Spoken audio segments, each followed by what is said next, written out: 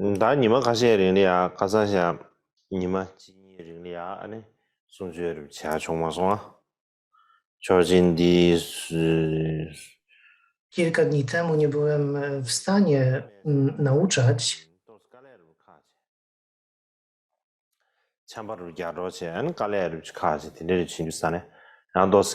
Nie czułem się zbyt dobrze. Wydaje mi się, że złapałem przeziębienie. Byłem też trochę zmęczony. Nie odpoczywałem zbyt dużo. I pomyślałem, że trudno będzie mi przekazywać nauki, więc postanowiłem trochę odpocząć. I tak naprawdę miałem dużo pracy do zrobienia, żeby przygotować się do nauk.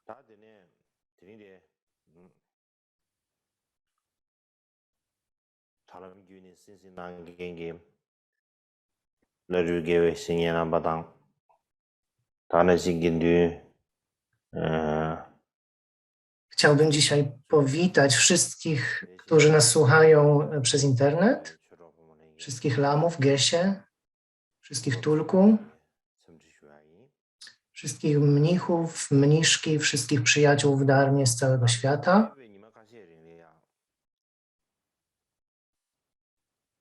Podczas kilku ostatnich sesji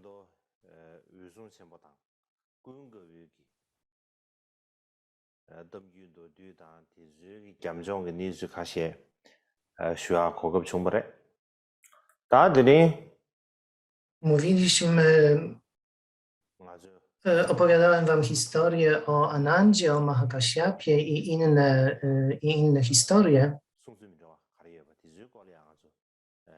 Więc dzisiaj rozpoczniemy omówienie pierwszej rady buddyjskiej, tak jak jest ona opisana w tekstach kanonu i w traktatach.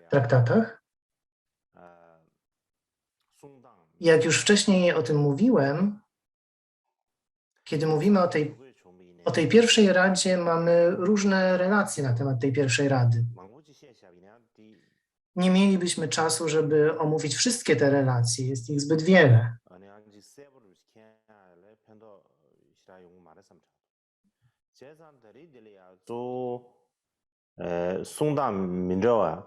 I jeśli powiedzielibyśmy zbyt dużo, to mogłoby to tak naprawdę zaciemnić cały obraz.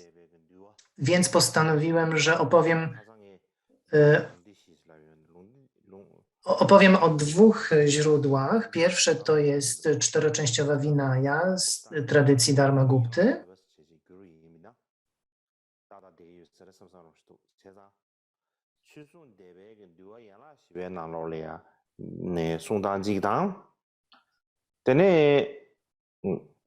Więc jest to tradycja, jest to przekaz z czteroczęściowej Vinai tradycji Dharmagupty. Mamy również relację w wielkim komentarzu do Prajna Paramity w 100 000 ślok, którą przypisuje się Nagarjunie.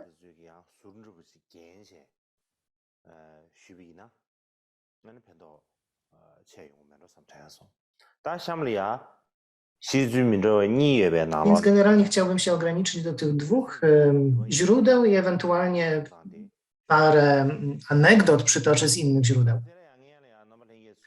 Więc pierwsza tradycja to jest Vinaya w 4 częściach Dharmagupty.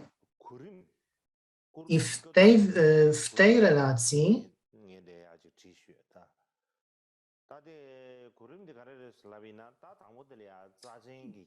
tutaj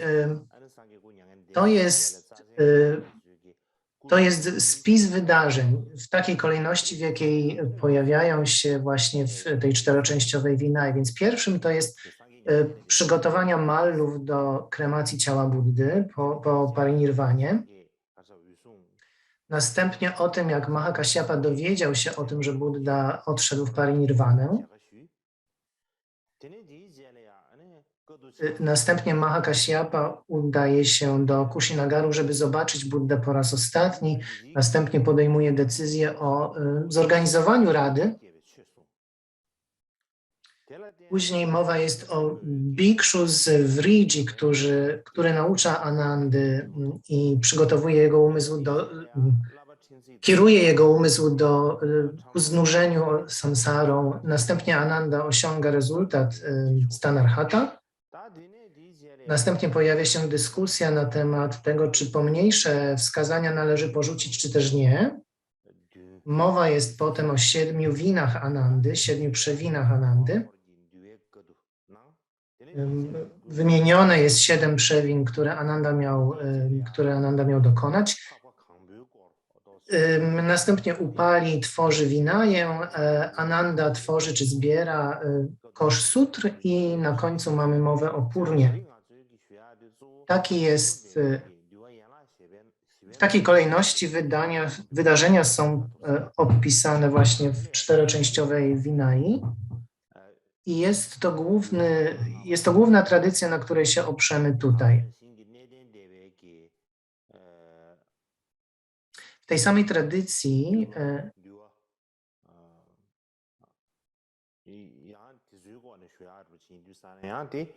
tradycji Dharmagupty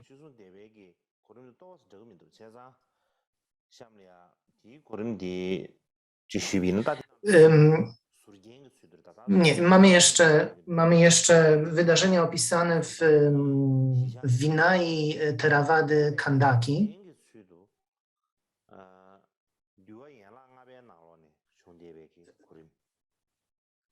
I dla niej również podstawą jest czteroczęściowa Vinaya,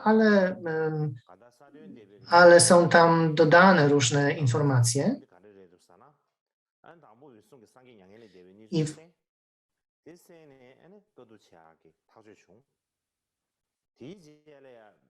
I teraz, przepraszam, jest mowa o 5-częściowej Vinai i tutaj wydarzenia są następujące. Najpierw Mahakasyapa dowiaduje się o parinirwanie Buddy, podejmuje decyzję o zorganizowaniu rady, następnie Bikshu z Vriji naucza Anandy Dharmy, Ananda osiąga rezultat, czyli stan arhata.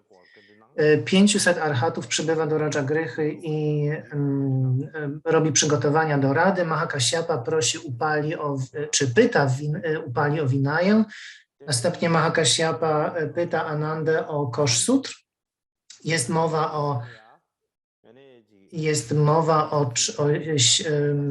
o tym, czy utrzymać pomniejsze wskazania. Jest następnie mowa o 7 przewinach Anandy.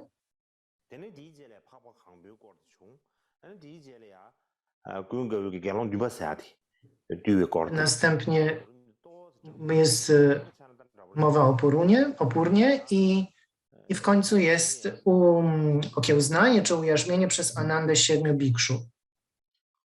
Więc trochę jest tu różnica, jeśli chodzi o tę sekwencję wydarzeń w stosunku do tej podstawowej Vinai 4 części.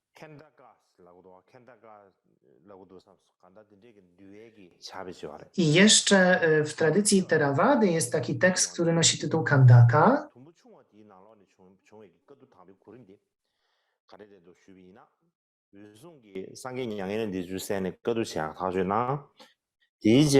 Tam z kolei jest następujący, w tej tradycji Theravady sekwencja wydarzeń jest następująca. Najpierw Mahakasyapa dowiaduje się o parinirwanie Buddy, następnie Ananda zostaje zaproszony do udziału w Radzie.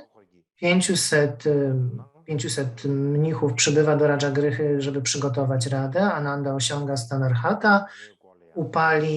Upali tworzy Vinaję, Ananda z kolei tworzy czy składa razem kosz sutr. Jest następnie mowa znowu o pomniejszych wskazaniach, tutaj mowa o 5 przewinach Anandy, o purnie, o okiełznaniu przez Anandę 7 bikszu. Następnie o tym, jak dziewczyna służąca ofiarowała szaty Dharmy.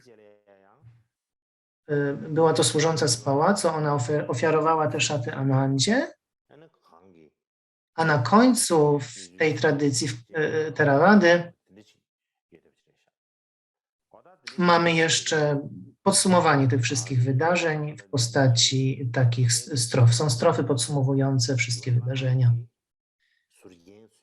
A dzisiaj,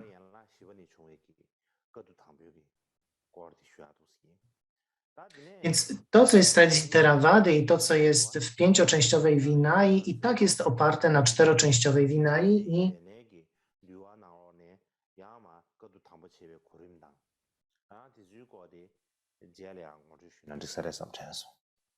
więc dzisiaj na początku powiem o tym, w poniedziałek opowiem o tym, jak te wydarzenia przedstawia tradycja tybetańska. A dzisiaj zajmiemy się 4-częściową Vinają, bo to jest podstawa.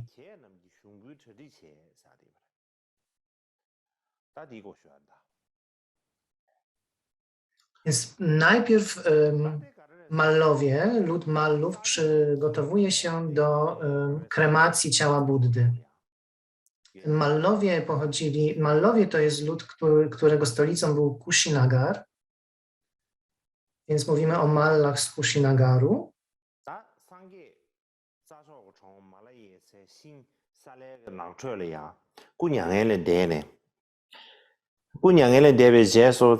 Kiedy Buddha odszedł w nirwanę w zagajniku z drzew Sala w Kushinagarze, najpierw jego ciało Mallowie umyli, następnie owinęli je w bawełnianą, czystą tkaninę i tę tkaninę jeszcze owinęli w 500 kolejnych tkaninach. Ja nie wiem, czy to faktycznie znaczy 500, że tych tkanin było 500. Prawdopodobnie było ich dużo, być może więcej niż 100, ale być może ta liczba 500 to nie chodzi o to, że to jest dokładnie 500, tylko o to, że było ich dużo. Na pewno ciało Buddy było owinięte czystym materiałem.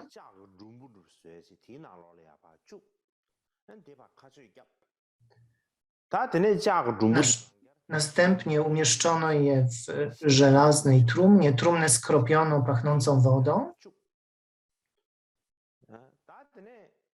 I tę żelazną trumnę włożono jeszcze do wielkiej drewnianej trumny. Naokoło tej drewnianej trumny umieszczono wiele kawałków drewna, pachnącego drewna.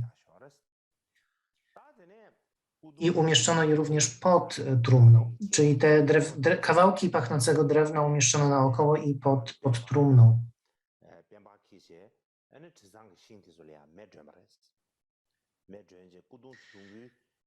I następnie przywódca Mallów chciał podpalić stos pogrzebowy Buddy, więc wziął świecę, czy jakąś pochodnię i podpalił stos, ale stos nie chciał się palić. Stos nie chciał się palić i ogień natychmiast gasł. I również inni książęta z tego ludu Mallów również próbowali podpalić stos, ale również nie chciał się palić. Również ten ogień natychmiast gasł. I Ananda powiedział do nich wówczas: nie musicie próbować. Nie próbujcie podpalić tego stosu. To bogowie ten ogień gaszą. Więc Mallowie zapytali Anandę, ponieważ nie wiedzieli, dlaczego tak się dzieje, zapytali go: czcigodny Anando, dlaczego bogowie gaszą nasz ogień? Na to Ananda powiedział: Mahakasyapa i jego 500 bikszu obecnie są w drodze do Kushinagaru, wędrują z Pawy do Kushinagaru i kiedy Buddha odszedł w parynirwanę, nie było tu Mahakasyapy. Był w drodze gdzieś pomiędzy Pawą i Kushinagarem. Powiem o tym później, natomiast grunt, że Mahakasyapa był w drodze i zastanawiał się, czy jeszcze będzie w stanie, czy jeszcze zdąży zobaczyć ciało Buddy przed kremacją.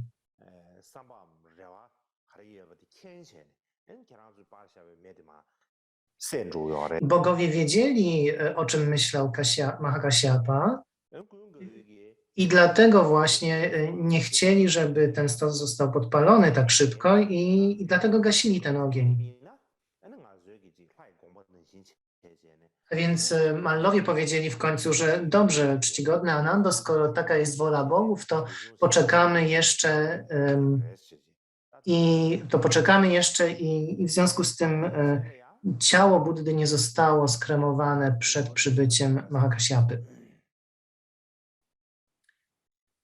Drugi punkt w tej sekwencji wydarzeń, o jaką opisuje czteroczęściowa Vinaya, to jest o tym, jak Mahakasyapa dowiaduje się, że Buddha osiągnął parinirvanę, że odszedł w parinirvanę. Tak jak mówiłem i tak jak powiedział do Mallów Ananda, Mahakasyapa był w drodze i razem z nim była duża sanga 500 bikszu. I znowu, to nie jest tak, że to musiało być koniecznie 500 bikszu, tylko to, ja nie wiem, być może to znaczy po prostu, że było ich bardzo dużo. Nie musimy się przywiązywać do tej liczby 500. W każdym razie oni byli gdzieś w drodze pomiędzy Pawą a Kushinagarem.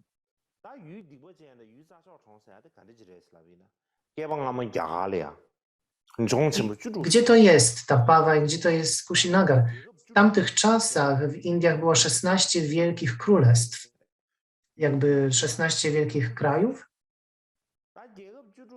I w centralnych Indiach spośród tych 16 królestw w jednym z nich było królestwo Mallów.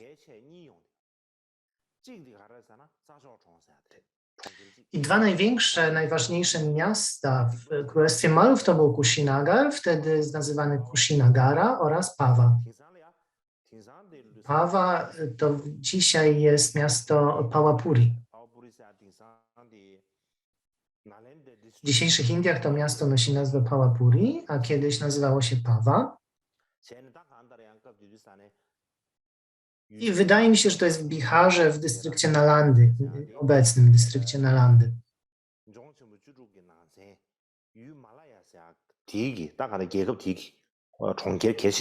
No tak czy inaczej były to wielkie miasta i najważniejsze miasta w tym królestwie, w królestwie Mallów, jednym z tych 16 królestw centralnych Indii. I Mahakasyapa właśnie znajdował się gdzieś pomiędzy nimi. Zmierzał do Kushinagaru i po drodze spotkał kilku dżinistów, spotkał uczniów dżiny.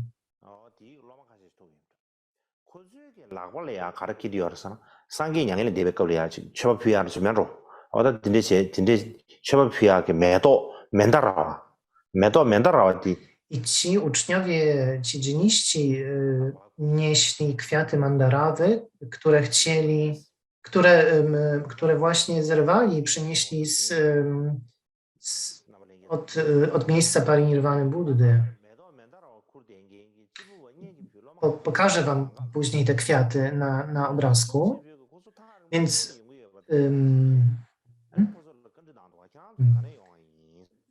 Więc Kasyapa spotkał tych dżinistów, zapytał ich, skąd przychodzą. Oni odpowiedzieli, że z Kushinagaru.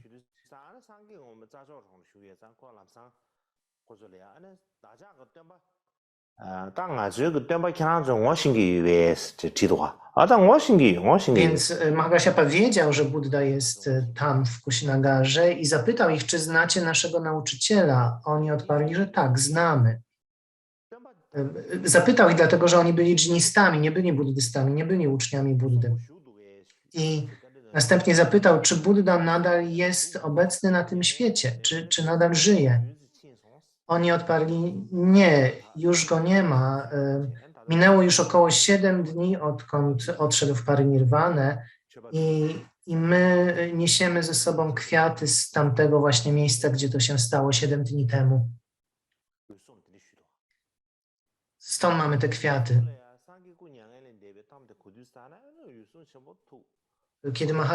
Kiedy Mahakasyapa usłyszał, że Buddha odszedł, był bardzo smutny, ale ponieważ był arhatem, to ten jego smutek to nie była taka tragedia i żałoba jak u zwykłych ludzi. Natomiast w jego sandze było wielu bikszu, którzy nie byli arhatami, w związku z tym nie byli wolni od przywiązania. I kiedy oni usłyszeli o tym, że Buddha odszedł w parynirwanę, padali na ziemię, padali bez czucia na ziemię, jak takie ścięta trawa. I tarzali się po tej ziemi, krzyczeli, zawodzili, że Tathagata odszedł, że umarł za wcześnie, że oko świata zostało oślepione i pytali, czy w takim razie nauki znikną. Niektórzy z nich w ogóle stracili przytomność. Inni tarzali się z żalu, zawodzili po ziemi, jak takie pnie, toczące się pnie drzewa i krzyczeli, dlaczego Tathagata tak szybko odszedł w parynirwanę. Płakali, szlochali, krzyczeli. Więc i pośród tych 500 bikszu był jeden, który nosił imię Upananda.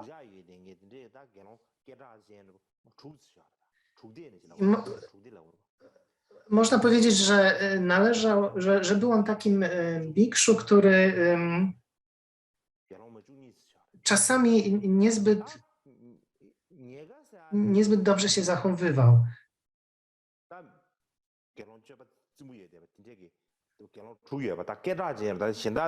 I mówimy czasem o takiej grupie, czy grupie 6 właśnie bikszu i Upananda był w tej grupie 6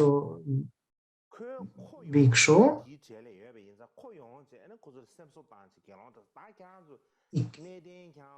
I on próbował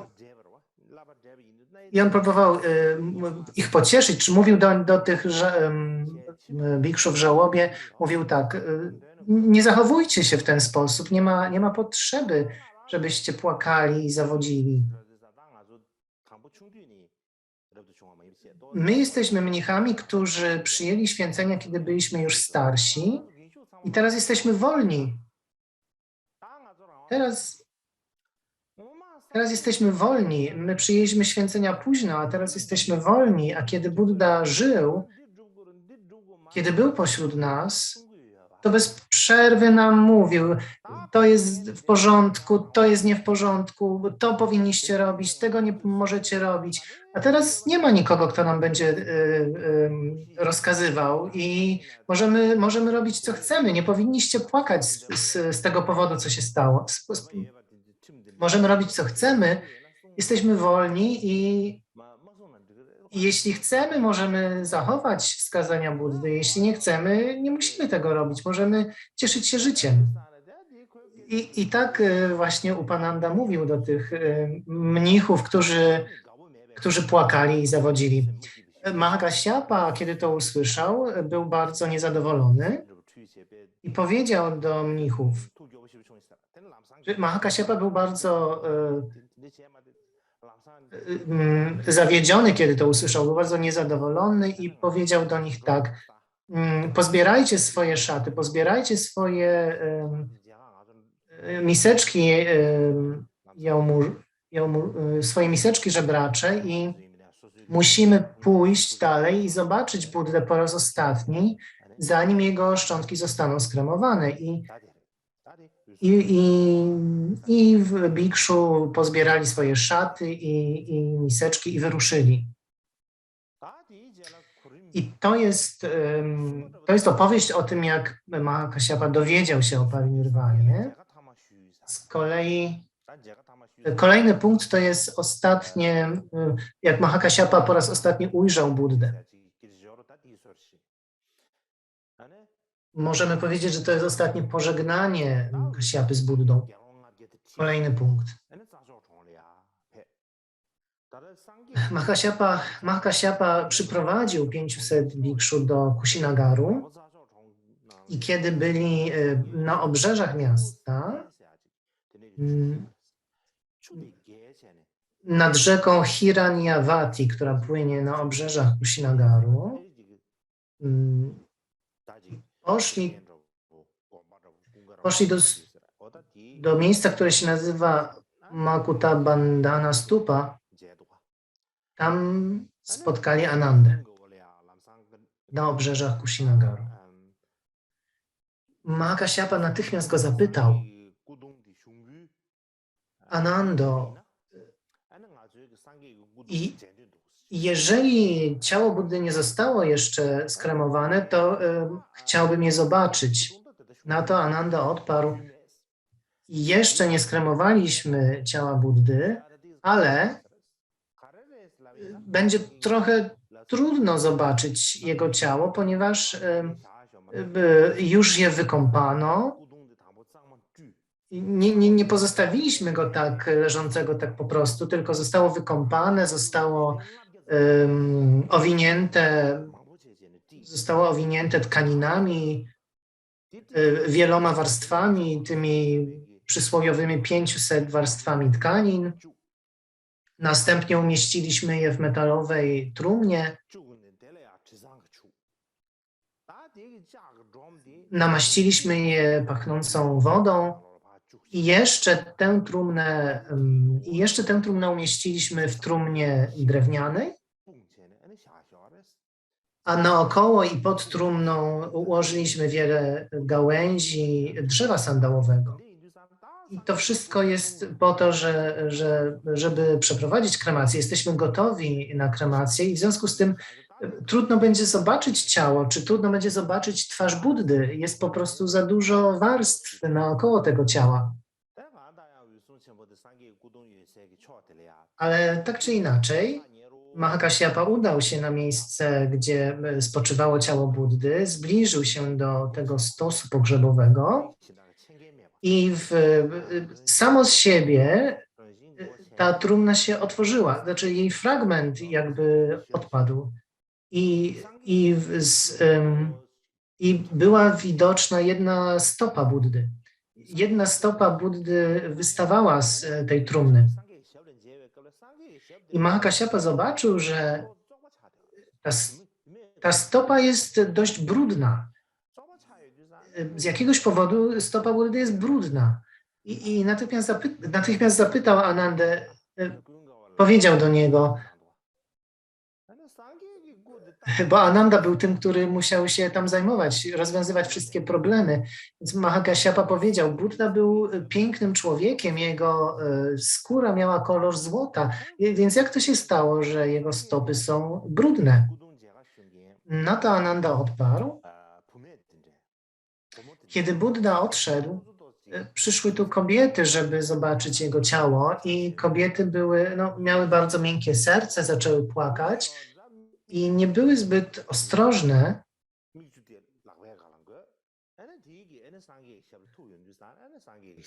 I one płakały, wycierały oczy, wycierały dłońmi te łzy, po czym robiły pokłony do ciała Buddy i dotykały jego stóp tymi mokrymi dłońmi mokrymi od łez i w ten sposób właśnie dlatego je zabrudziły. Mahakasyapa był bardzo niezadowolony z tego, co usłyszał i z tego, co się stało, ale zaczął robić pokłony do stóp Buddy i również wszyscy bikszu, bikszuni, świeccy, bogowie, ludzie, wszyscy wykonywali pokłony do stóp Buddy. I znowu te stopy, czy ta stopa Buddy sama z siebie zniknęła w tej trumnie, jakby sama z siebie znowu się ukryła. Mahakasyapa oddychał głęboko, wypowiedział kilka strof i okrążył 7-krotnie ten stos pogrzebowy i wówczas ten stos pogrzebowy sam się zapalił.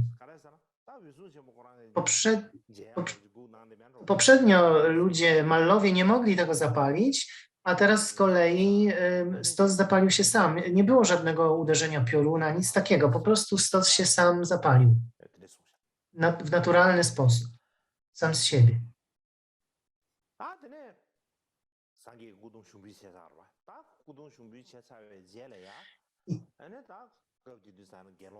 Więc to jest historia o tym, jak Mahakasyapa po raz ostatni ujrzał Buddę, ciało Buddy.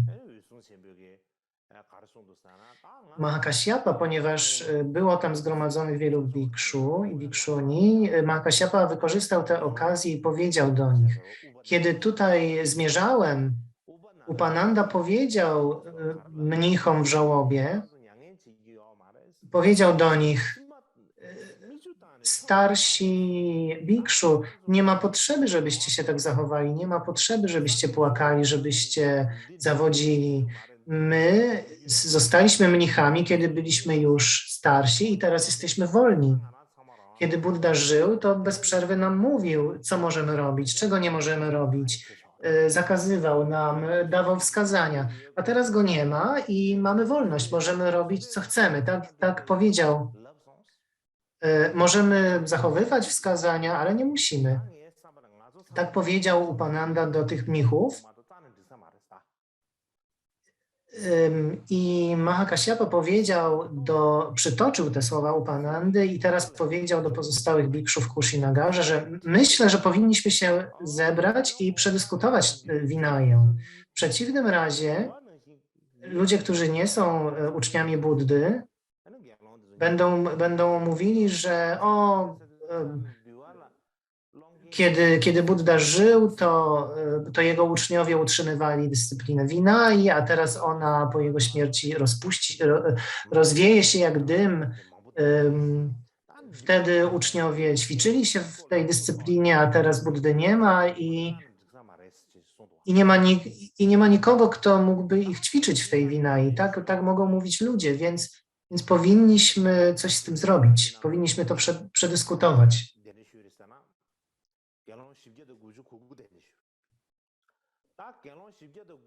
Więc zaproszono na tę dyskusję, na tę radę 499 bikszu. Wszyscy byli arhatami. W związku z tym wszyscy posiadali pradżnię usłyszenia wielu sutr. Wszyscy oni posiadali pradżnię, wszyscy bardzo intensywnie praktykowali. Byli to najlepsi ze wszystkich, 499 najlepszych ze wszystkich uczniów. I oni zostali zaproszeni na tę dyskusję, na tę radę Mahakasyapy, ale jeden z nich powiedział: musimy również zaprosić do tej dyskusji Anandę. Natomiast Mahakasyapa natychmiast powiedział: nie, Anandy, to nie byłoby właściwe, żebyśmy zapraszali Anandę, bo on wciąż ma pożądanie, gniew, ignorancję, strach. On nie jest arhatem. On ciągle się ćwiczy, on nie osiągnął jeszcze rezultatu i w związku z tym nie może, ponieważ skoro on nie może, nie potrafi wyjść poza te wszystkie myśli i te stany umysłu, to on nie powinien brać udziału w naszej radzie. Bikszu odpowiedział na to, że przecież Ananda był asystentem Buddy. Zawsze był z Buddą. On słyszał wiele nauk prawdziwej dharmy bezpośrednio od Buddy. Zawsze, ilekroć Ananda miał jakieś pytanie, natychmiast pytał Buddy. Więc on wszystko wie, on wszystko wie o dharmie. Absolutnie Ananda musi wziąć udział w radzie. Więc zdecydowano, że Więc Bikszu zdecydowali, że powinni zaprosić Anandę i taką podjęli decyzję, niezależnie od tego, co mówił Mahakasyapa.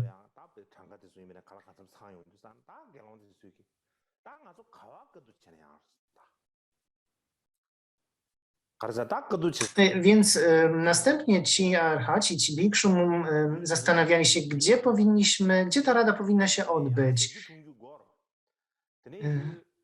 Musimy zorganizować jakoś pożywienie, zakwaterowanie, więc gdzie będzie najlepsze miejsce, żeby się zgromadzić? I ustalono, że najlepsze miejsce będzie Raja Gryha,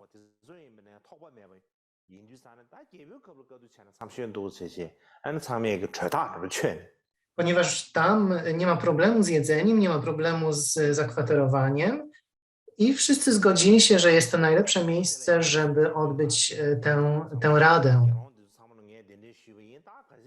I Mahakasyapa powiedział w związku z tym: czcigodni Bikszu, ja zaprosiłem was wszystkich i jeśli wszyscy się zgadzają, jeśli wszyscy są zgodni, to dzisiaj powinniśmy wyruszyć do Rajagryhy. To wszystko działo się cały czas w Kushinagarze i w związku z tym wyruszyli z Kushinagaru w kierunku Rajagryhy i najpierw udali się w kierunku, po drodze było Vaishali.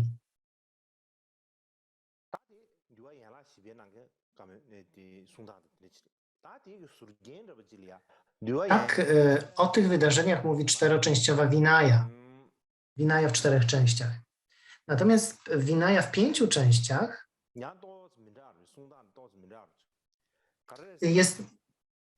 opowiada o tym wszystkim nieco inaczej. Że to była relacja Vinaya w 4 częściach, a teraz o tym, jak nieco inaczej mówi o tym Vinaya w 5 częściach. Mówi ona, że kiedy Buddha odszedł w parinirwanę, Mahakasyapa przebywał wówczas nad jeziorem Markatahrada w Vaishali.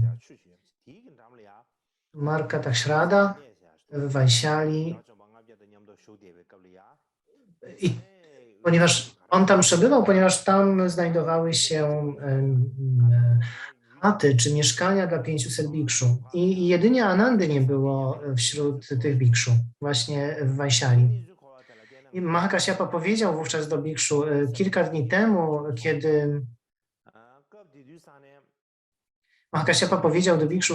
dni temu, kiedy zmierzałem do Kushinagaru, usłyszałem o tym, że Buddha odszedł w nirwanę i wielu mnichów było bardzo tym poruszonych, nie potrafili utrzymać spokoju. Kiedy bikszu, bikszuni i świeccy usłyszeli o odejściu Buddy, wielu z nich nie było w stanie chodzić, nie było w stanie utrzymać się na nogach. Zaczęli skakać, wić się po ziemi, zaczęli płakać, zawodzić, krzyczeli, że świat jest teraz pusty. I że oko świata zostało zaślepione. Następnie spotkałem Upanandę, który powiedział do nich: nie płaczcie, bo Buddha zawsze dawał nam zasady, reguły, a teraz go nie ma, więc nie musimy już tak się ostro ćwiczyć w tych wszystkich zasadach. Musimy ich utrzymywać. Buddy już nie ma z nami, więc nie musimy przechodzić przez te wszystkie trudności. Możemy robić, co się nam podoba. I znowu, jak mówi to Vinaya w 5 częściach, kiedy Kasyapa to usłyszał, Kasyapa mówi: kiedy to usłyszałem, to bardzo się zmartwiłem. I owszem, Buddha odszedł w nirwanę, ale nadal są bikszu i bikszuni i musimy nadal być pilni w naszej praktyce, musimy zwołać radę, ponieważ jeśli tego nie zrobimy, jeśli nie przedyskutujemy, co teraz robić, to kilku uczniów, takich jak Upananda, będzie mogło osłabić nauki. Więc musimy się zebrać i porozmawiać, podjąć decyzję. I tak podjęto decyzję o zwołaniu rady, ale znowu bikszu powiedzieli do niego, że Ananda zawsze był z Buddą, ma bardzo wyostrzony umysł, usłyszał wiele nauk, On wszystkie je pamiętał. Ananda był jak taka skarbnica Dharmy. I dlatego, jeśli zwołujemy radę, to musimy zaprosić Anandę do udziału w niej.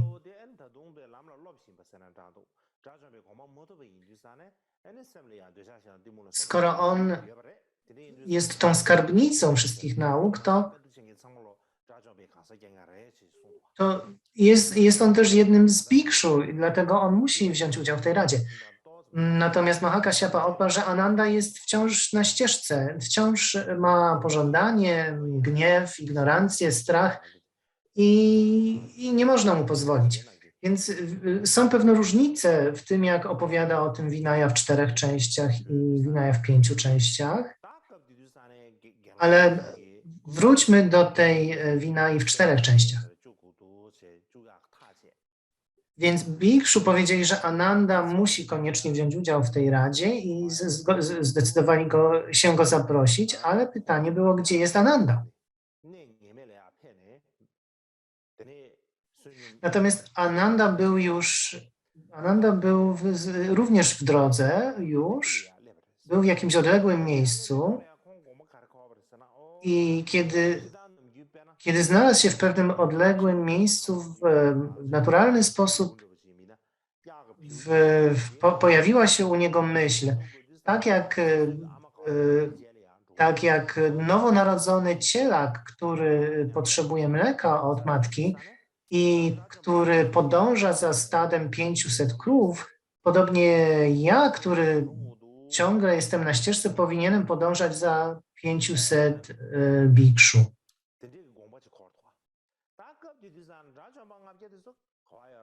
Taką miał myśl. Natomiast gdzie było tych 500 bikszu, tych arhatów wtedy? Wtedy byli już w drodze do Vaishali, byli już w drodze do Rajagryhy, ale po drodze było Vaishali i było ich tak naprawdę 499. Podróżowali przez Vaishali i sam Ananda w pewnym momencie znalazł się również w Vaishali. I w Vaishali rozeszła się wieść, że bikszu, bikszuni przybywają i w związku z tym pozostali mnisi, którzy tam byli, jak również świeccy praktykujący, król, ministrowie, a także niebuddyjscy uczniowie, wszyscy, kiedy dowiedzieli się, że ogromna grupa arhatów zmierza do miasta, postanowili zebrać się przed miastem, za miastem i wszyscy się nawzajem witali i wszyscy się pytali, co się dzieje, dlaczego ta grupa tu zmierza. Był wśród nich bikszu z miejsca, które się nazywa Vriji. Jedno z tych 16 królestw w Indiach nazywało się Vriji i pewien bikszu, który stamtąd pochodził i który też znajdował się w Vaishali, to nie był byle jaki bikszu. To był bikszu, który posiadł moc jasnowidzenia, potrafił czytać myśli innych i pomyślał, Ananda jest obecnie w Vaishali. Zbiera się tu wielu ludzi, żeby zobaczyć, co się dzieje. Wszyscy się nawzajem witają. Jest jakby wielkie takie zgromadzenie, wielki zamęt. Powinienem sprawdzić, czy Ananda rzeczywiście jest wolny od pożądania, czy też nie. Więc wszedł w samadhi i spojrzał w umysł Anandy i zobaczył.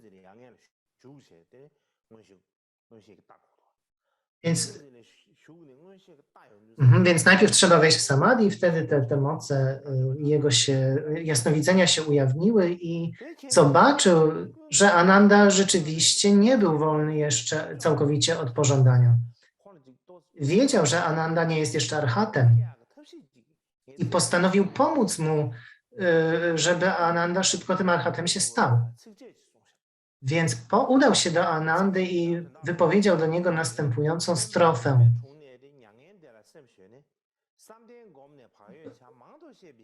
Pozostając w samotności pod drzewem, wysil swój umysł w kierunku nirwany. Praktykuj dhyany i bądź ostrożny. Nie ma potrzeby wypowiadać wielu słów. To była strofa, którą wypowiedział do Anandy, czyli chodziło o to, że musisz ćwiczyć, jeszcze nie zostałeś arhatem, musisz przebywać w samotności pod drzewem, musisz odsunąć swój umysł od samsary i być ostrożnym, praktykować medytację, dhyanę i nie mówić za wiele. Chodziło mu o to, żeby Anandę zainspirować do takiego znużenia samsarą.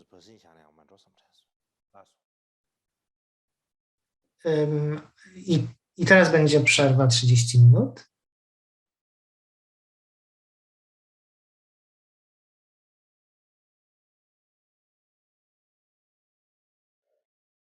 Ta 第一节里啊，对完眼了，去顺的对完眼了，西边那老的送达的第几是吧？ Więc omówiliśmy relację, jak została ona podana w Vinai w 4 częściach. I znowu przejdziemy teraz na moment do tej Vinai w 5 częściach. Zasadniczo tam jest to samo, są drobne różnice.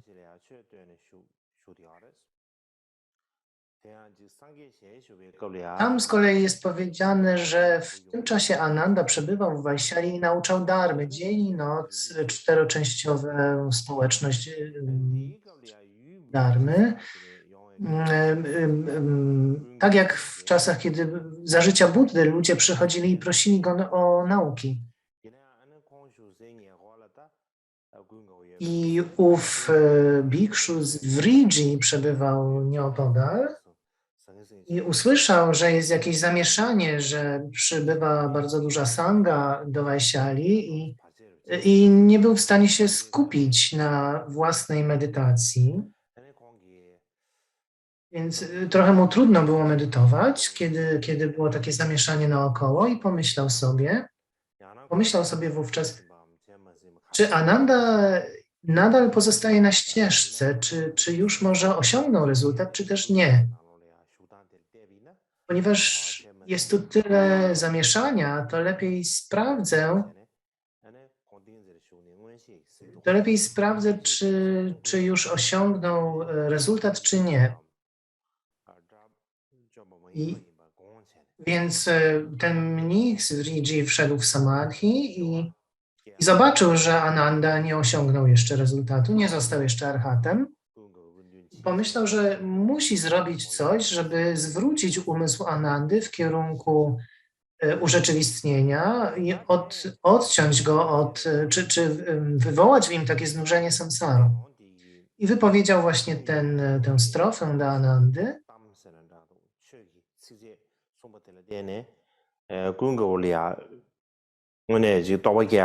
Tę strofę, która właśnie zainspirowała go do wzbudzenia w sobie takiego znużenia samsarą i ta strofa była bardzo dla niego pożyteczna. I kiedy ją usłyszał od tego bikszu, udał się w odosobnione miejsce, gdzie mógł być sam, gdzie mógł być właśnie, gdzie jego umysł mógł być nierozproszony, gdzie mógł medytować. I poprzednio nie miał takiej możliwości, ponieważ zawsze był koło Buddy, zawsze było wokół niego mnóstwo ludzi. Nigdy nie miał okazji, żeby praktykować na odosobnieniu. Więc jednego dnia, kiedy usłyszał tę strofę, poszedł do miejsca, do takiego miejsca, które nie było zadaszone i prawdopodobnie pod drzewem siedział.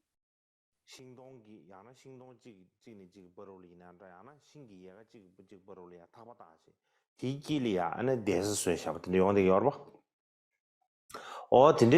zrobił sobie takie łóżko, albo być może to był nawet taki hamak, z jakichś sznurków powiązał i pod drzewem zrobił sobie takie posłanie i dzień i noc. Nie, i spędził całą noc na medytacji. Część nocy spędził na medytacji takiej chodzonej, że chodził i medytował, a część spędził siedząc w medytacji. Więc w sumie spędził całą noc na medytacji, na praktyce. Częściowo chodził w tej we w te, a częściowo siedział i medytował. I kiedy zbliżał się już świt, a Ananda nie spał całą noc, był wykończony. Jego ciało było po prostu zmęczone. I pomyślał sobie wtedy, jestem naprawdę zmęczony, jestem wykończony i muszę się położyć, muszę chwilę odpocząć. Więc jak tylko to pomyślał, jak tylko pomyślał, że jest tak zmęczony,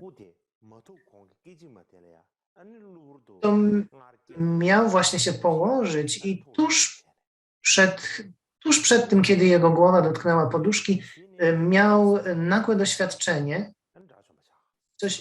coś, co nigdy mu się wcześniej nie przydarzyło i w tym momencie właśnie osiągnął stan arhata.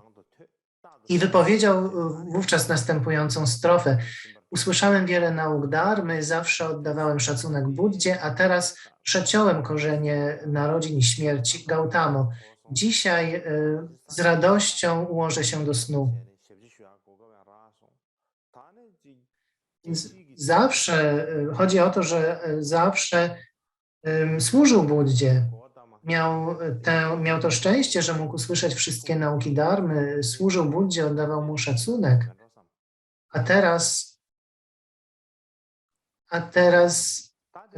teraz Buddha może być też zadowolony z tego, że Ananda w końcu osiągnął stan arhata.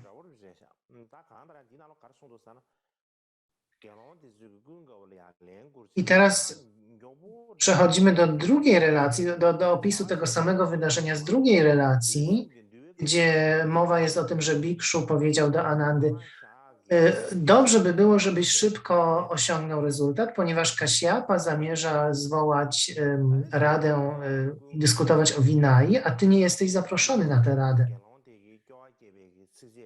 I ponadto Ananda usłyszał również tę strofę, którą wypowiedział Bikszu z Vriji i zrozumiał,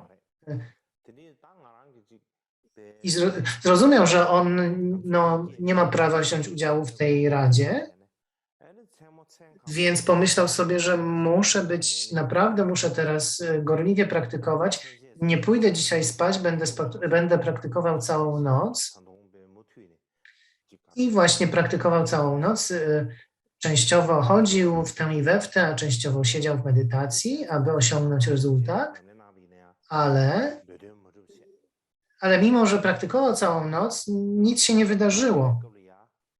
Nie został arhatem i był bardzo z tym rozczarowany. Kiedy już zbliżał się świt, Ananda wykończony pomyślał, że musi odpocząć, że musi się położyć i tuż przed tym, jak jego głowa dotknęła poduszki, nagle zniknęły wszystkie splamienia i osiągnął stan arhata.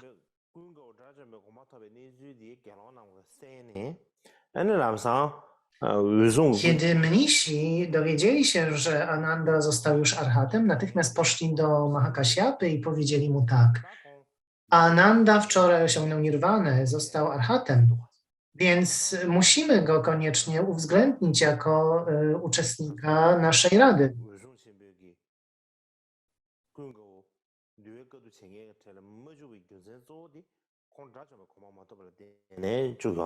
Główny powód, dla którego Mahakaśjapa nie chciał Anandy w tej radzie, był właśnie taki, że Ananda nie był arhatem, a teraz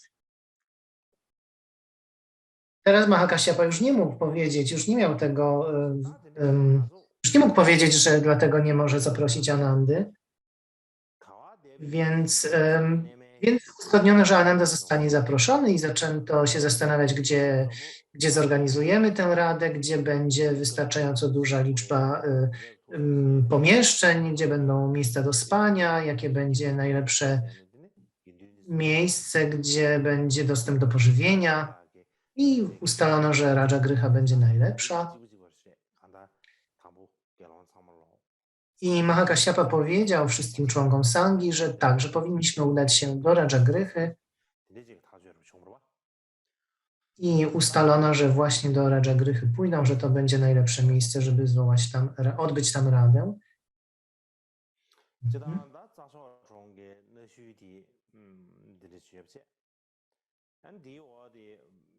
Pokazuję Wam w tej chwili zdjęcie Kushinagary, ruiny w Kushinagarze i Vaishali, a to są pozostałości ruiny w mieście Rajagryha.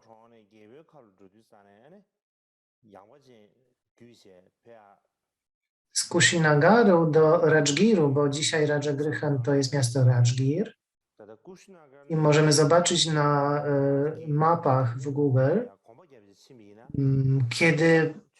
kiedy idzie się z Kushinagaru do Rajgiru, to wychodzi dzisiaj, że to jest 60 godzin marszu.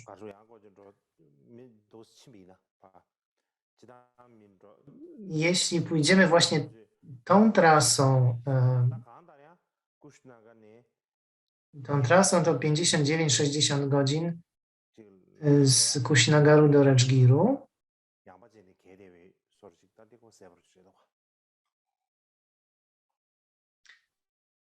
I też widać z tej mapy, że po drodze trzeba przejść przez Vaishali. Vaishali jest po drodze między tymi dwoma miastami.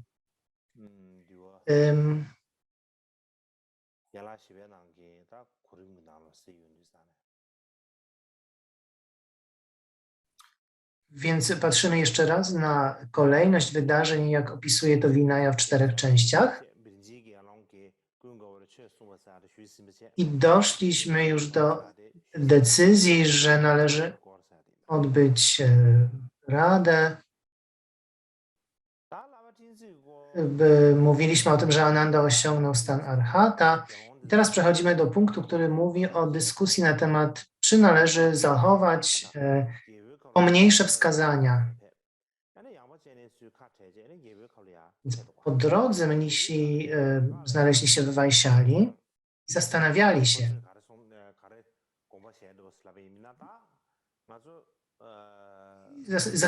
się, po drodze, co powinniśmy zrobić, jak należy przygotować się do takiej rady.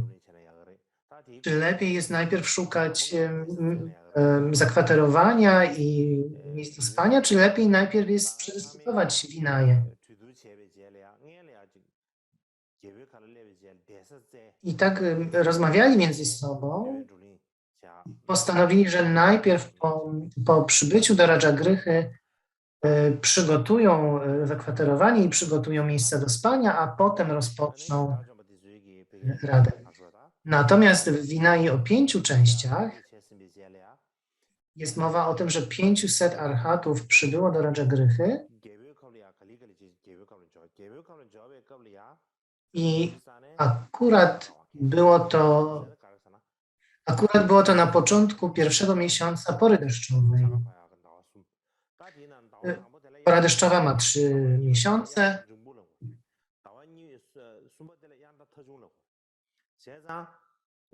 I każdy z tych miesięcy ma w sanskrycie swoje nazwy. Oni przybyli w pierwszym miesiącu pory deszczowej, więc kiedy znaleźli się w Rajagrysze, właśnie zaczynały się deszcze. Więc zdecydowali, że ten pierwszy miesiąc muszą jednak spędzić na przygotowywaniu budynków, na naprawach, na przygotowywaniu łóżek. W drugim miesiącu pory deszczowej wszyscy usiedli do medytacji, w samadhi, natomiast w trzecim miesiącu pory deszczowej zebrali się w jednym miejscu i wówczas I wówczas, zanim rozpoczęła się rada, Kaśyapa stwierdził,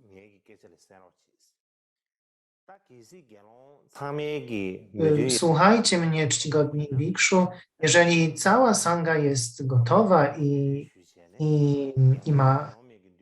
jest gotowa i ma chęć, to dzisiaj rozpoczniemy i zaprosimy Upali, który opowie nam zapytamy go o Vinaję Bikszu, dla Bikszu i Bikshuni.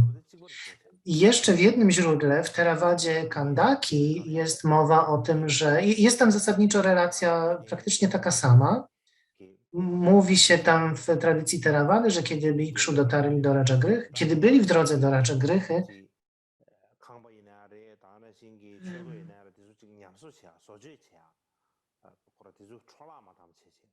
starsi Bikshu powiedzieli, że w przeszłości Buddha zawsze bardzo chwalił, że bardzo lubił, że przeprowadza się naprawy, że naprawia się te miejsca zakwaterowania, więc teraz, kiedy jesteśmy na miejscu w Rajagrysze, to po pierwsze właśnie powinniśmy spędzić pierwszy miesiąc na naprawach, przygotowywaniu tych miejsc zamieszkania. W drugim miesiącu rozpoczniemy radę. I tak myśleli i tak rozmawiali. W związku z tym ostatecznie pierwszy miesiąc spędzili na naprawach, na przygotowaniu i naprawianiu tych miejsc zakwaterowania. Dobrze, wracamy do Vinai w 4 częściach. Mahakasyapa zaprosił wielu bikszu.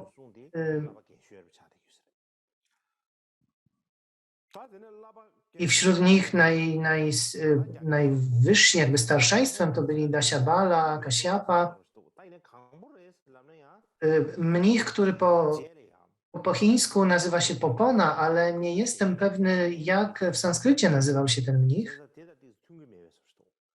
Być może Purna, ale nie jestem tego pewny. W każdym razie po chińsku ten mnich nazywał się Popona. I według tej kolejności starszeństwa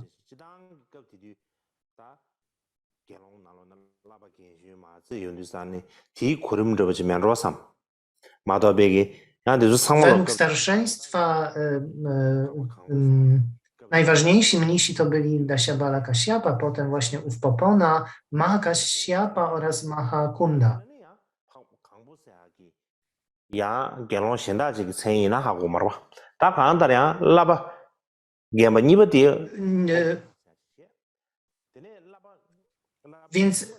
Więc nie wiemy dokładnie, czy to był ten mnich Purana. On nie jest wymieniony w 4-częściowej Vinai, natomiast w chińskich przekładach pojawia się właśnie imię Popona. I jeszcze raz Dasyabala Kasyapa to był pierwszy mnich, Popona to był drugi, Mahakasyapa i Mahachunda.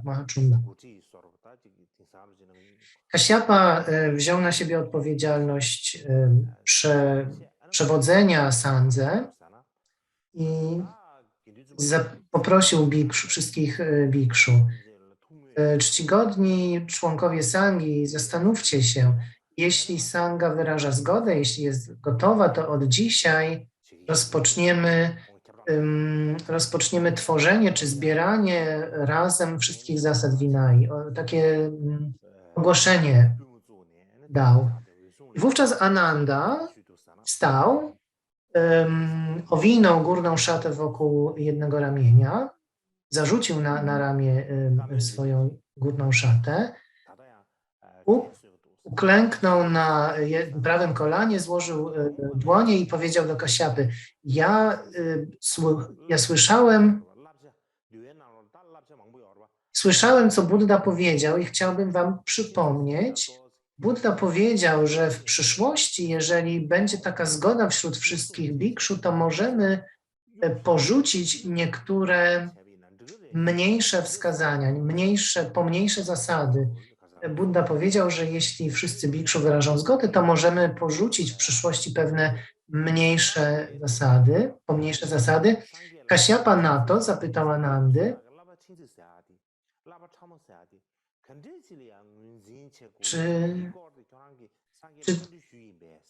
Kaśapa zapytał Anandę, czy zapytałeś Buddy, jakie konkretnie pomniejsze wskazania można porzucić? Co miał na myśli, mówiąc pomniejsze wskazania?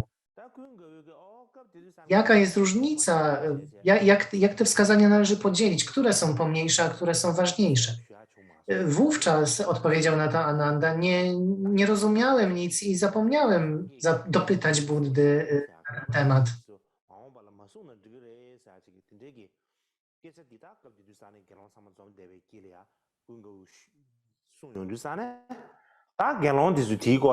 Bikszu,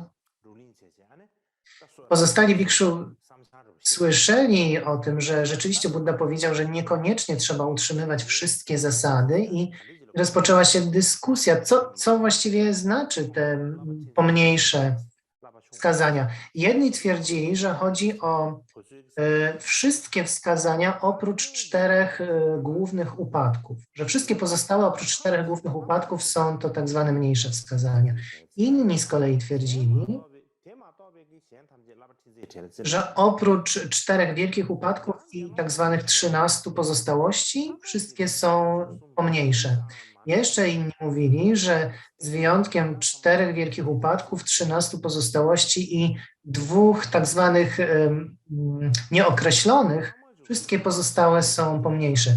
Jeszcze inni twierdzili, że oprócz 4 wielkich upadków, 13 pozostałości, 2 niezidentyfikowanych i 30 wielkich wykroczeń, wszystkie inne są pomniejsze. W końcu jeszcze inni powiedzieli, że poza wskazaniami od 4 wielkich upadków począwszy do 90 mniejszych upadków, wszystkie inne są tak naprawdę pomniejszymi wskazaniami. I w tradycji Theravady mówi się tak samo. Kaśapa powiedział wówczas do bikszu, i to jest znowu wzięte z 4-częściowej wina, i bikszu wszyscy wyrazili swoją opinię, co to znaczy, że wskazania są pomniejsze, ale każdy mówi co innego i w związku z tym nie mamy jasności. Nie mamy jasności, jak określić, które wskazania są pomniejsze. W związku z tym od dzisiaj powinniśmy podjąć pewną decyzję. Jeżeli jest jakieś wskazanie, którego Buddha nie przekazał nam, jeśli Buddha nie ustanowił jakiejś reguły, to nie powinniśmy takiej reguły tworzyć. Natomiast jeśli Buddha jakieś reguły utworzył w przeszłości, to nie powinniśmy ich obalać, powinniśmy je zachować. Powinniśmy je szanować, powinniśmy się ćwiczyć według tych reguł, które Buddha nam przekazał. I wszyscy się na to zgodzili i wszyscy zdecydowali, że jest to dobrze powiedziane. W tradycji Theravady mówi się mniej więcej to samo, ale jest tam trochę dodane. Kaśapa według Theravady zwrócił się do bikszu i powiedział, świeccy wiedzą, że bikszu mają bardzo wiele zasad do przestrzegania, bardzo wiele wskazań, reguł. Wiedzą o tym i mówią, że są to zasady, których przestrzegają synowie Siakiów. Jeśli porzucimy nawet tak zwane pomniejsze wskazania, czymkolwiek one są, to ludzie mogą mówić wtedy, że uczniowie Gautamy porzucają wskazania i w związku z tym niedługo sanga się rozmyje, zniknie jak dym. I w przeszłości nauczyciel żył, więc wszyscy ćwiczyli się w Vinai, ale teraz, kiedy go nie ma, to już nie podążają za zasadami Vinai. Tak mogą mówić ludzie. I jeśli wszyscy się zgodzą, to mówił dalej Kaśapa, to nie powinniśmy tworzyć nowych reguł, których nie ustanowił Buddha, ale też nie powinniśmy usuwać reguł, które Buddha stworzył. Jeżeli wszyscy się na to zgadzacie, powiedział Mahakaśyapa, to siedźcie w ciszy i nic nie mówcie, jeśli się zgadzacie. Natomiast jeśli macie jakąś inną opinię, inne zdanie, to musicie je teraz wyrazić. I wszyscy bikszu się na to zgodzili, w związku z tym wszyscy siedzieli cicho. To jest, to był fragment z tradycji Theravady. Teraz kolejny punkt to jest tak zwanych 7 przewinień, czy 7 win Anandy. Będę o tym mówił jeszcze więcej za kilka dni, ale teraz powiem ogólnie, o jakie 7 przewin chodziło. 7 przewinień, czy 7 win Anandy.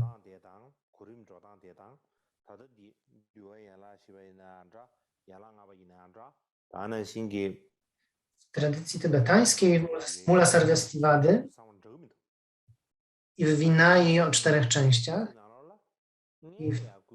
i w tradycji chińskiej, w tradycji Theravady również, one wszystkie się różnią. Kolejność tych win jest różna. Ale generalnie przed rozpoczęciem rady Kaśyapa oskarżył Anandę o pewne przewinienia. Chciał wywołać w nim poczucie winy i zainspirować go do osiągnięcia stanu arhata.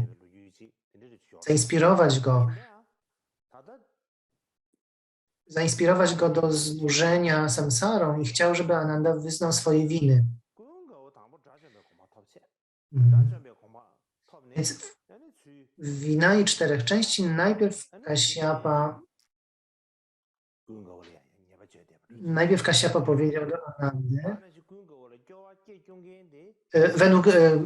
według Vinai 4 części najpierw rozpoczęła się rada, a potem podczas tej rady Mahakaśyapa oskarżył Anandę.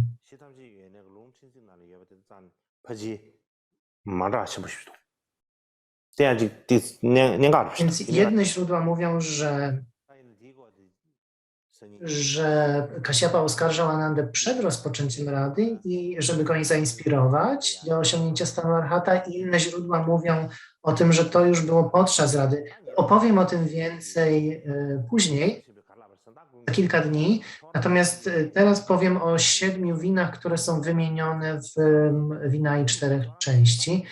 Najpierw Kaśyapa powiedział, to ty namawiałeś, aby zezwolić kobietom na możliwość wstąpienia do sangi i zostania bikshuni. Było to niewłaściwe, jest to twoja wina i powinieneś ją wyznać z żalem. Na to Ananda odpowiedział.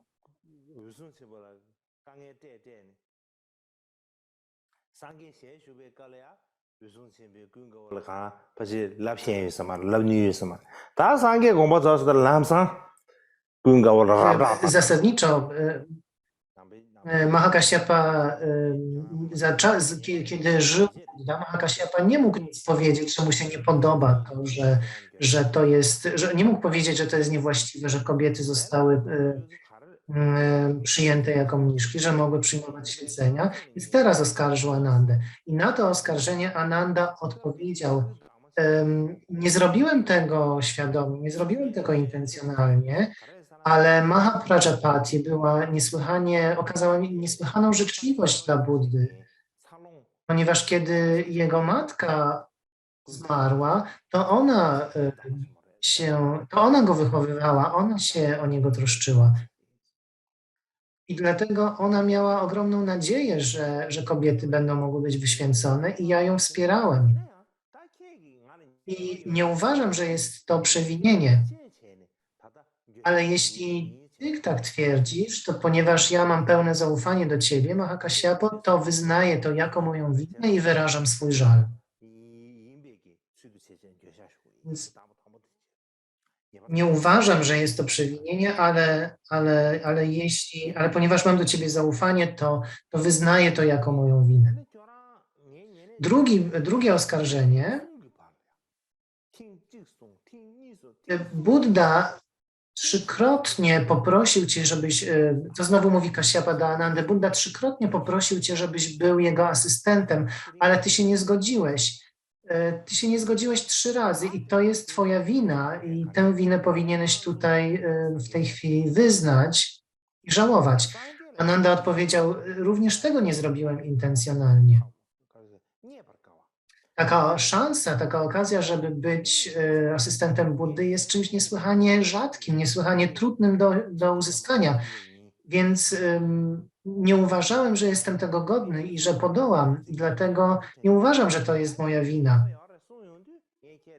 Nie uważam, że to jest przewinienie, ale ponieważ mam zaufanie do Ciebie, skoro Ty tak mówisz, to wyznaję teraz to jako moją winę i wyrażam żal.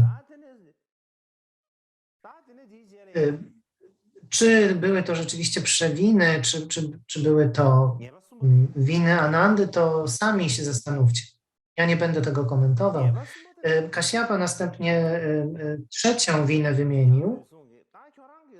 Powiedział do Anandy.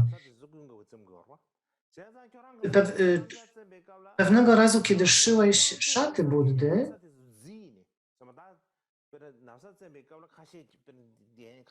z premedytacją świadomie nastąpiłeś, nadepnąłeś na szatę Buddy. I to jest wielka wina, więc dzisiaj powinieneś to wyznać i powinieneś wyrazić żal.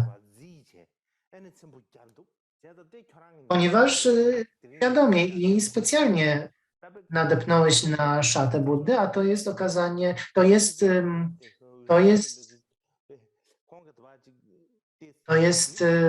to znaczy, że nie miałeś dla niego szacunku.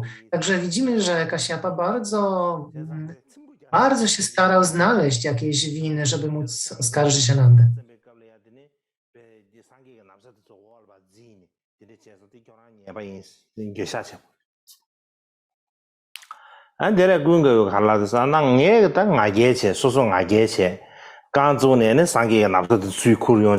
I znowu Ananda na to odpowiedział, Mahakasyapo, ja nie zrobiłem tego kierując się dumą, ani też nie zrobiłem tego specjalnie, więc nie uważam, że jest to jakaś moja wina.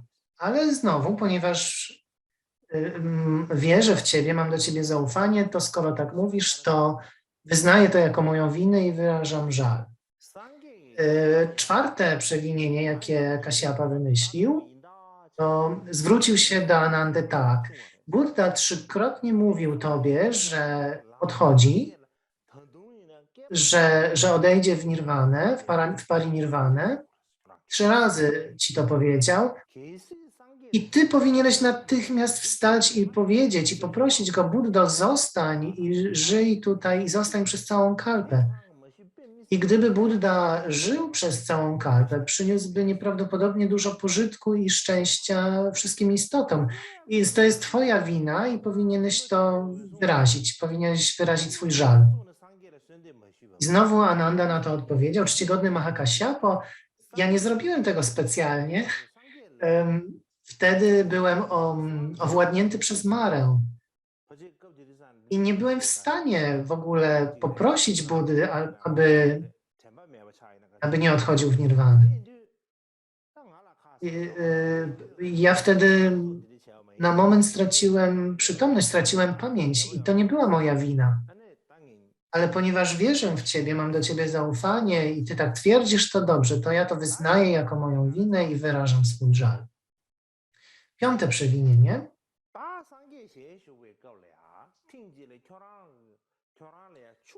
Kaśjapa powiedział, kiedy Buddha żył, był taki czas, był taki moment, kiedy poprosił Cię o wodę, a Ty mu nie przyniosłeś wody. I to jest kolejna Twoja wina, kolejne przewinienie, za które powinieneś żałować. Powinieneś się wyznać. Dlaczego nie przyniosłeś Buddzie wody, kiedy o nią prosił? Ananda stwierdził, nie zrobiłem tego specjalnie, intencjonalnie, ale po prostu 500 wozów przejechało po rzece i ta woda była strasznie brudna. Nie wiem znowu, czy to ich było 500 rzeczywiście tych wozów, ale było ich bardzo dużo i one przejechały przez rzekę i sprawiły, że ta woda była strasznie brudna, zamulona. I pomyślałem sobie, powiedział Ananda, pomyślałem sobie, że nie dam Buddzie takiej brudnej wody, bo Buddha się jeszcze rozchoruje. Na to Mahakasyapa powiedział, ale i tak powinieneś mu ofiarować wodę, jeśli cię o to poprosił, ponieważ Buddha ma moc, żeby oczyścić wodę. Więc jeśli Buddha ciebie prosi, żebyś mu przyniósł wodę, to natychmiast powinieneś to zrobić, a tego nie zrobiłeś. Więc Ananda odparł na to, nie uważam, że jest to moja wina, nie zrobiłem tego intencjonalnie, ale ponieważ mam do ciebie zaufanie, to wyrażam to teraz jako moją winę i wyrażam swój żal. Szóste przewinienie, które Kasyapa wypowiedział, powiedział do Anandy tak.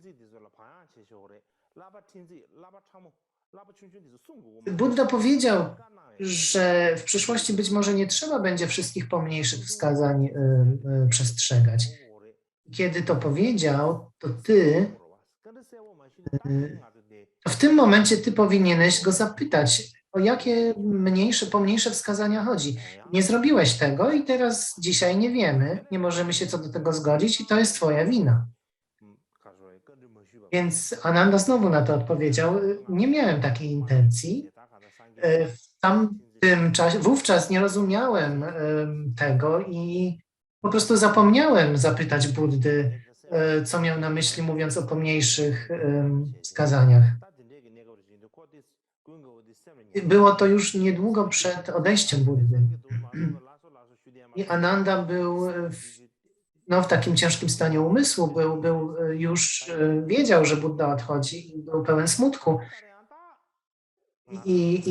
I Ananda tutaj mówi, że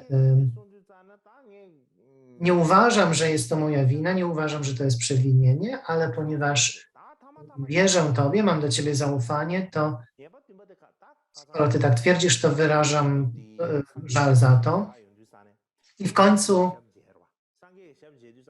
siódme przewinienie, Kasyapa stwierdził, nie zapobiegłeś temu, żeby kobiety, które przyszły czcić Buddę po jego odejściu, nie zapobiegłeś temu, że zabrudziły jego stopy.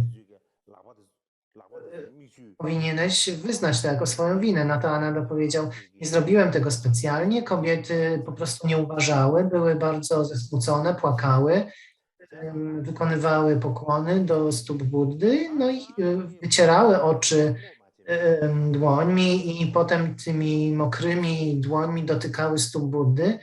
Takie zabrudziły. Nie uważam, że to moja wina. Natomiast Kasyapa stwierdził, ale to jest twoja wina, to przez ciebie się stało, to przez ciebie kobiety zabrudziły te stopy i w związku z tym powinieneś wyznać tę winę i powinieneś wyrazić swój żal za to.